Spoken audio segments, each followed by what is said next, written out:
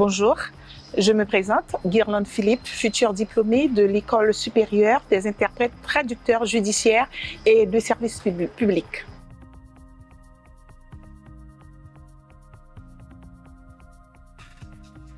Alors, que je vous explique.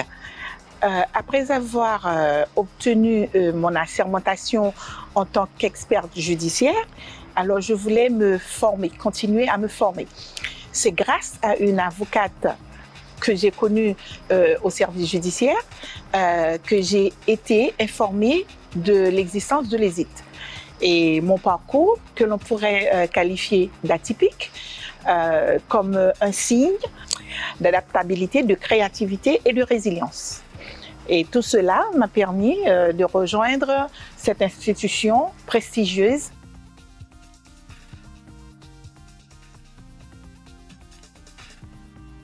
J'ai choisi de suivre ce DU parce que je sais que c'était une école prestigieuse et qui me donne beaucoup plus de compétences, qui me donne beaucoup plus de valorisation en tant que traductrice et interprète dans le service judiciaire. Et puis aussi, il y a beaucoup d'avantages à ce métier également. J'ai la possibilité de travailler avec des communautés qui ont besoin spécifiquement, qui ont des besoins spécifiques en matière de communication.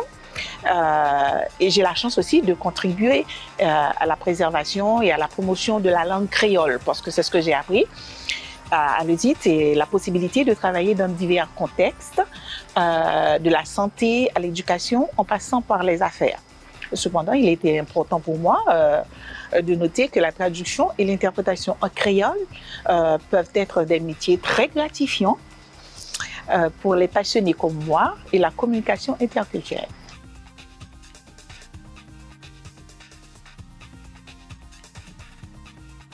Dans ce domaine, on entend beaucoup de choses que la traduction et dans l'interprétation.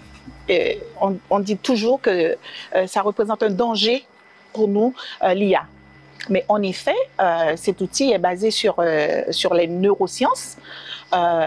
Il est sur le point de connaître une avancée significative qui devrait modeler notre façon de communiquer en fournissant des solutions de traduction rapides et universellement accessibles. Mais il est indéniable également que ces programmes peuvent aider les interprètes pour se concentrer sur des tâches plus complexes, mais ne pourra jamais avoir l'éthique courante d'un texte. Enfin, quand on peut dire l'IA peut être un outil puissant, mais il est important de trouver un équilibre entre l'utilisation de la technologie et la valeur ajoutée de l'expression de l'expertise humaine.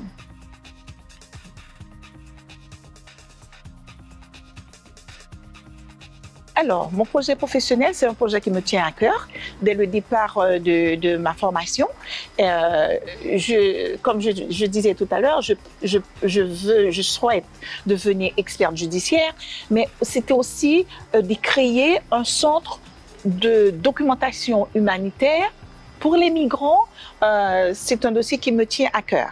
Et ensuite, de créer une plateforme de traduction et d'interprétation en ligne.